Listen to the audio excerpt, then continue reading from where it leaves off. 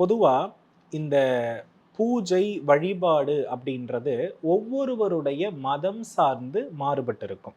இப்போ இந்து மதத்திலேயே இந்த வழிபாட்டுல நெறைய பாகுபாடு இருக்கிறது. சில தெய்வங்களுக்கு பார்த்தீங்கன்னா, அசைவ படையல்னு குடுப்பாங்க. சில தெய்வங்களுக்கு பார்த்தீங்கன்னா, சாத்வீக நெய்வேத்தியம் அப்படின்னு பண்ணுவாங்க. இப்போ முதல்ல படையலுக்கும் நெய்வேத்தியத்திற்கும் உள்ள வித்தியாசத்த முதல்ல தெரிஞ்சுக்கணும்.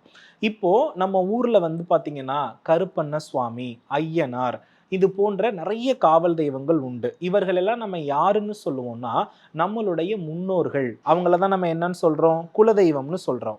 அந்த குலத்தினுடைய கொள்கை எதை பின்பற்றி இருந்ததோ, அவங்களுடைய தர்மம் அப்படின்றது உடலால உழைக்கக்கூடிய நிலையில, அதேபோல விவசாயம் செய்யக்கூடிய நிலையில இருக்கின்ற பட்சத்தில் அசைவம் அப்படின்ற ஒரு நிலை அந்த தெய்வங்களுக்கு என்ன பண்ணப்படுது? அதிகமாக படைக்கப்படுகிறது. அப்போ இந்த அசைவத்தை பின்பற்றி இருக்கக்கூடிய காவல் தெய்வங்களுக்கு போடுறத நம்ம என்னன்னு சொல்றோம்னா, படையல் அப்படின்னு சொல்றோம். அதே போல ஒரு அமாவாசைக்கு நம் இறந்த முன்னோர்களுக்கு நம்ம கொடுக்கறத என்னன்னு சொல்றோம்?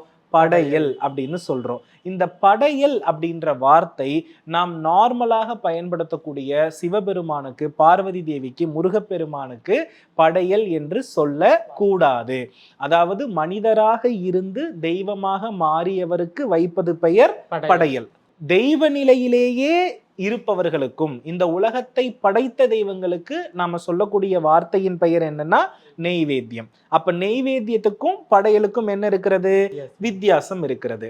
அப்போ இந்த இடத்துல அப்ப அசைவம் சாப்பிடுபவர்கள் இந்த பூமியில வாழ மாட்டாங்களா? அது கர்மாவா அப்படின்னு கேட்டா கிடையாது. அப்போ நம்மளுடைய கர்மா, நம்மளுடைய குலம் எதை மையப்படுத்தி இருக்கிறது என்பதை பொறுத்து ஒரு வீட்டுல பூஜை அறை அமைக்கக்கூடிய விஷயம் என்ன செய்யப்படும்னா மாறுபடும்.